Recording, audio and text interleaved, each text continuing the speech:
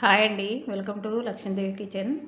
ఈరోజు నేను పచ్చి మామిడికాయలతోటి గారెలు చేస్తున్నానండి. చూడండి, చాలా బాగుంటాయండి. ముందుగా 2 మామిడికాయలు తీసుకొని చెక్కు తీసుకొని తురుముకోవాలి సన్నగా. మనం ఇలా మరీ లావుగా తురమొద్దండి.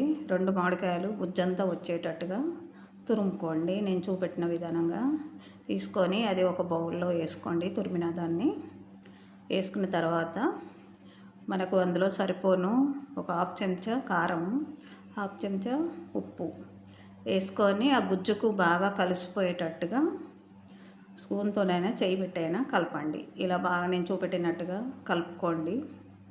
అలా మొత్తం కలిసిపోవాలండి. ఉప్పు కానీ కారం, మనం వేసిన కారం కూడా ఇట్లా కలిపిన తర్వాత ఒక పేపర్ తీసుకొని చిన్నగా అట్లా చిన్న చిన్న ముద్దలు చేసుకొని, మన బట్టల కవర్ అయినా సరే, ఇంట్లో ఉన్న కవర్ లేదన్నా ఉంటే దాని మీద చిన్న చిన్న ముద్దలుగా చేసి మన గారెల్లాగా, చెక్క గారెల్లాగా ఒత్తుకోవాలండి పల్సగా.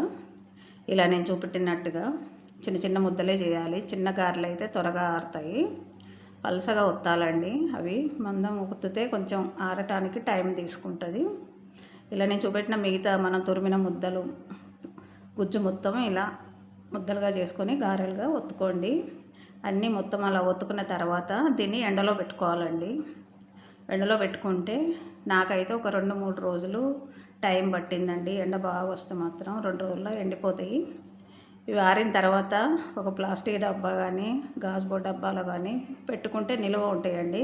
మనకు మామిడికాయ సీజన్ అయిపోయిన తర్వాత ఎప్పుడన్నా తినాలనిపిస్తే ఇది ఒక చిన్న ముక్క తీసి మనం నోట్లో వేసుకొని చప్పరిస్తుంటే నోట్లో నీళ్ళు ఊరుకుంటూ ఆ టేస్టే వేరుంటుందండి, పచ్చి మామిడికాయ తిన్నట్టుగా.